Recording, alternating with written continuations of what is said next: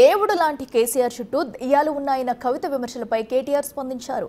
Party అంతర్గత విషయాలపై అంతర్గతంగానే మాట్లాడాలని, బహిరంగంగా మాట్లాడకుండా ఉంటే బాగుంటుందని పరోక్షంగా కవితకు వార్నింగ్ ఇచ్చారు కేటీఆర్.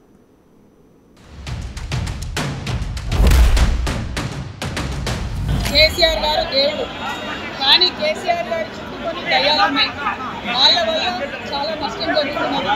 పార్టీలో ఉండేటటువంటి నాకు నేను కేసీఆర్ అంతరంగంగా లేకనే బయటికి వచ్చిందంటే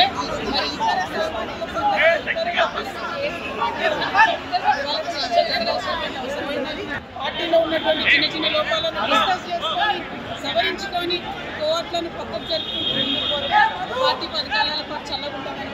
మా పార్టీలో డెమోక్రసీ ఉంది కాబట్టి మా పార్టీ అధ్యక్షుల వారికి మా పార్టీ నాయకులు ఎవరైనా సరే అప్పుడప్పుడు సూచనలు సలహాల రూపంలో లిఖితపూర్వకంగా ఇవ్వచ్చు, ఓరల్గా ఇవ్వచ్చు, రకరకాలుగా ఇవ్వచ్చు.